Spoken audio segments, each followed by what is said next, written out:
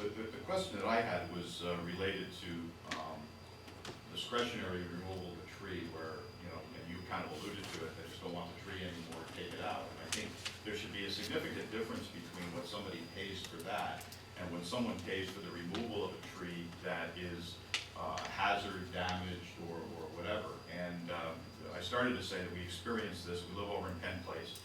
It was in Oak Grove 20 years ago. There were a whole bunch of trees removed in order to build the houses, and what we wound up with is very, very tall trees with a tremendous amount of growth at the top, nothing on the bottom. Many of them were deformed, falling over the road, and you know, they were hazard. And they were hazard to the point where about midnight one night, about within the last year, we heard a snap. The tree went down. We called the town. By the way, we wanted to take this tree down before, but we were told that we would have to pay quite a bit of money to replace the tree. And the town sent out a crew at about midnight to clear the street and clear it out. And you know, there's an expense in a lot of this, and this tree, there was another one next to it that we did wind up taking down and paid the fee to do that and a replacement. But it would have fallen, probably would have taken down a street light and a whole bunch of other stuff, the wall, etc. And I think there's a difference between what somebody should be allowed to do relative to a hazardous tree, which is going to be difficult to legislate in any kind of an ordinance. And I think that's where there's got to be a set of rules where the proper town officials take a look at this and make a decision. But you know, the discretionary removal, I think is something that somebody should pay a lot more money for. But for a hazardous tree or a tree that has some challenges with it, they probably should pay less, if anything. The other issue is the maintenance. You know, there's been a lot of discussion about the power line cutting and that sort of stuff.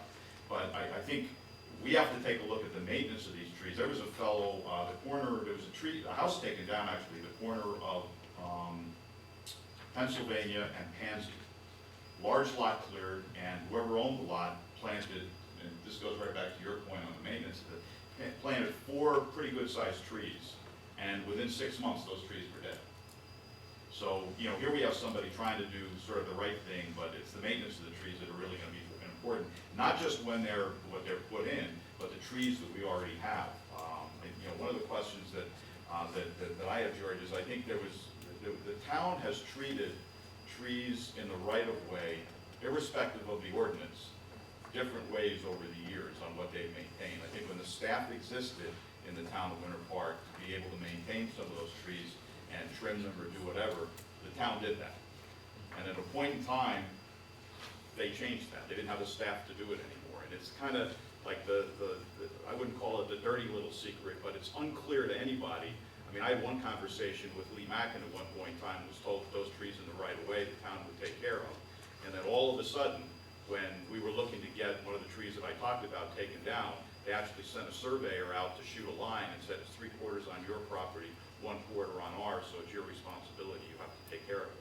So I think as we have these conversations, a lot of this stuff should really be brought out, is that as the budgets were cut and things were done, the town didn't have the staff to be able to do some of that. And one of the reasons that our canopy is the way it is because for a long time it was properly maintained. We take that away, then we're going to have some challenges.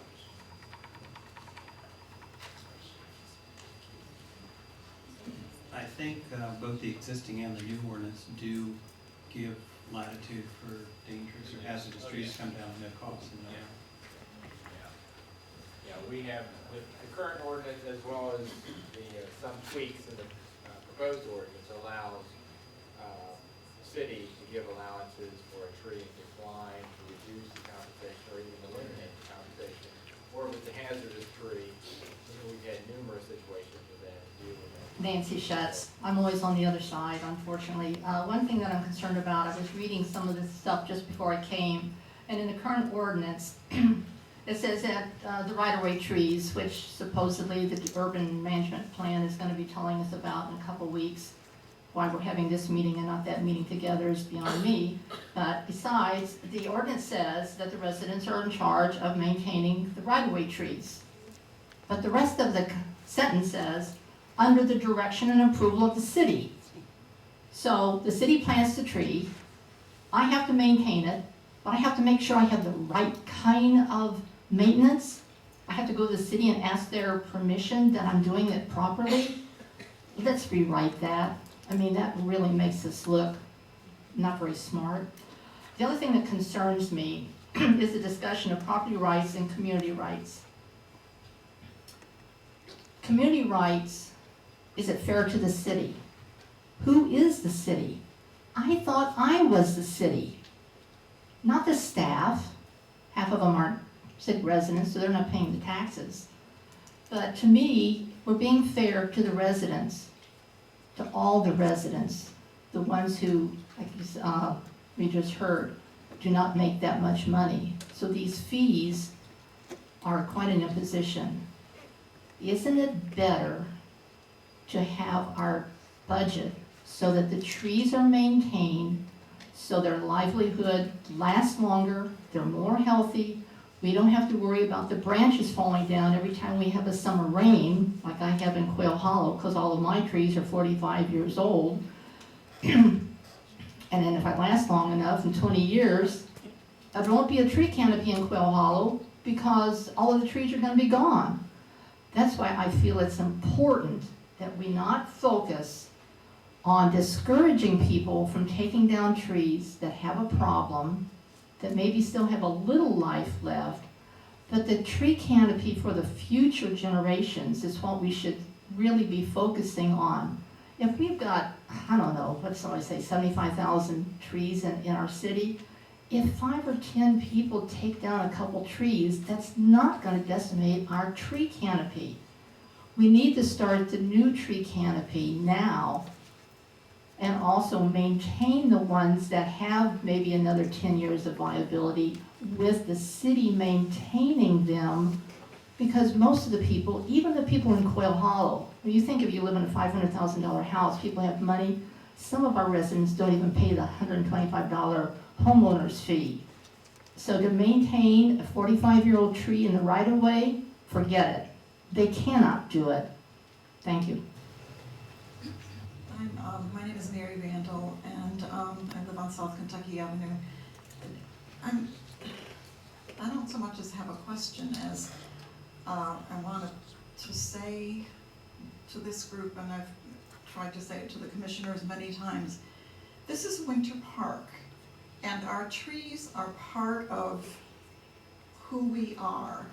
They are part of what makes us unique, and I think that all of the points that people brought up tonight about being able to remove damaged trees are well taken and should be addressed, and I think our tree committee has some work to do. But I would hope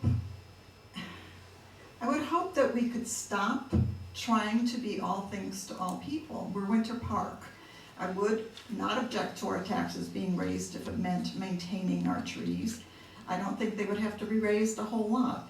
I feel like we've been on an economic conservation plan for the last few years, and everybody, not everybody, but there's a movement afoot to cut back, cut back, cut back, and the tree parks and recreation rather, and the trees have suffered as a result of that. We are a special community. The trees are a lot of what makes us special. Single-family homes are a lot of what makes us special. I don't think that we have to open our doors and be all things to all people, and I think that when people move into Winter Park, maybe there should be some notification on their deed that the trees are a big part of our city, and preserving the trees is a very big issue in Winter Park, because it's a big part of what makes us who we are, what we are as a city. I've never heard anybody admire the city the way that visitors that I've had from the Northeast have said. I expected to come to Florida and find everything flat and burned and dead and brown, and this is like New England. It's beautiful. The trees are wonderful. So I think that we need to keep in mind that we are Winter Park and that we're special, and I think that's wonderful. I don't think we should be concerned about everything, and I think we have a wonderful process in place for people to appeal issues regarding trees, and that should be taken advantage of. People should be encouraged to get help from the city when they can't deal with tree issues.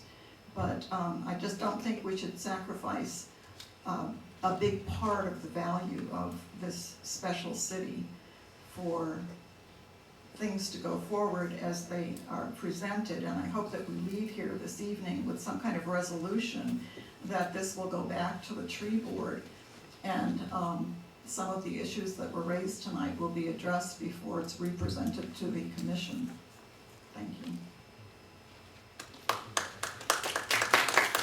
There's an ordinance about the responsibility of the property owner. That's been in there since 1957. That was in the original ordinance. So it's, and the city, as Mr. Holland mentioned, under, whether it's hazardous trees, or there's storms, does come out and take care of trees that come down or they're falling down in the right of way. Yes, sir. To me, it seems like the goal is to replant as many trees as possible.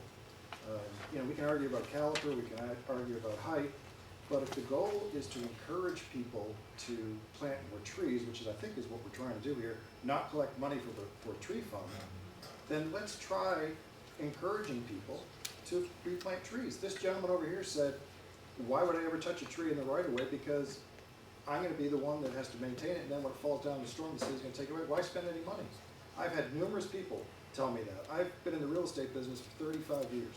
I've never heard anyone say, gee, I can't wait to get in that house and cut the trees down. It just doesn't happen. People love trees. They're gonna hang on to them unless it's an expansion of their home or it's dead or diseased. That's the only reason they'll get rid of a tree.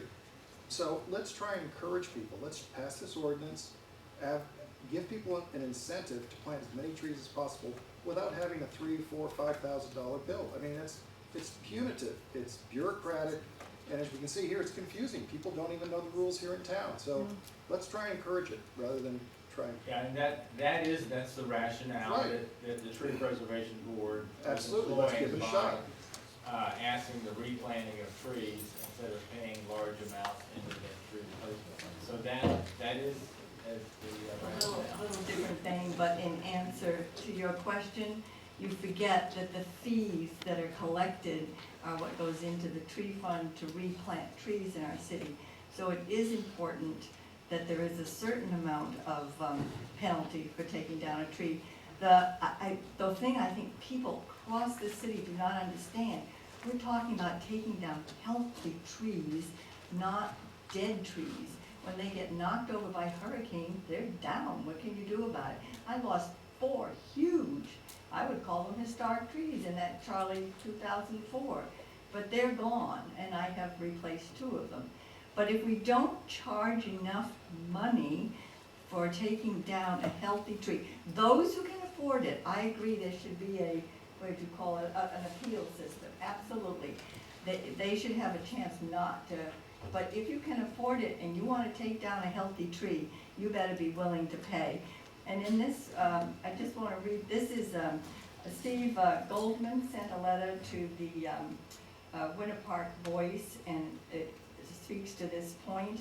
He says, fellow Winter Park residents, Mayor Bradley recently sent out an email to city residents discussing today's public meeting at City Hall at 6 p.m. This meeting will address the city's proposed changes to our current tree preservation ordinance. Mayor Bradley's email includes these comments. Your mayor and commissioners all recognize and appreciate the value trees provide for Winter Park. Our beautiful tree canopy improves our health, community safety, environment, and property values. This is why we continue to take the important steps to protect this valuable asset in tree maintenance, preservation, and growth. Our Tree Preservation Board has proposed changes to balance and improve our tree canopy for generations to come. End of quote. I feel that Ken Bradley is certainly entitled to his opinion about whether Winter Park's current tree preservation ordinance is too strict. However, what bothers me about this communication is that he describes these proposed changes as taking steps to protect this valuable asset, when in fact the proposal is simply to reduce the fees which must be paid when someone decides to remove part of our tree canopy. What's wrong with being honest and saying what you really propose to do instead of this double talk? This proposal makes it easier to remove Winter Park's trees, plain and simple. And that last sentence is what I have to agree with. I think we don't need to stoop to the lowest, what Mark Hagel said, I don't know how to say this. We need to go to the highest and keep our tree canopy and pay for it if we can, and if we can't, make exceptions, so we will get our tree, what did you, award next year. It's very important that we have that. Thank you. I'm on the tree board, and I was on the Parks Board years ago when all this came about, and I was on the tree board years ago as well, when all this happened. And I can answer a couple of the questions about the camper trees, for instance. We debated long and hard about the ramifications of putting in invasives versus taking it out. We discussed that. It was noted that during the hurricanes, during those 3 hurricanes, not one single camper was blown over. Not one in the whole city. And that led people to think, well, maybe they're got some value. Now, I will admit, I've got one in my yard, they're trashy, and they look awful sometimes. All But trees are trashy. they are. Every single one of them. They are, I agree, but however, they grow very fast, and if properly pruned, they can give you a nice canopy real fast. So those are the pluses. I agree there's minuses, and maybe we need to look at that. Maybe we can make some adjustments for campers. In any case, I also agree with Mark Hagel. I think we are reducing this down to the lowest common denominator. We need to, I think, if it were to come back to the tree board, we need to do a global ordinance that addressed the right-of-way trees as well as private property trees, all in one, and have it all taken care of at once, and address items like compromises, like the tree board granting variances for people who can't afford it, and making some sort of concessions.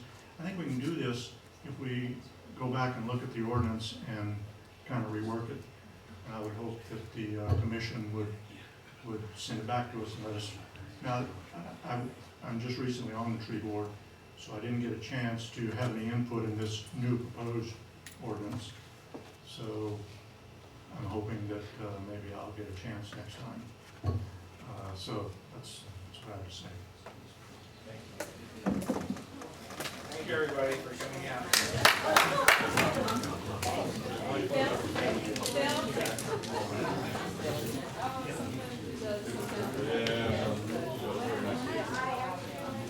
Yeah.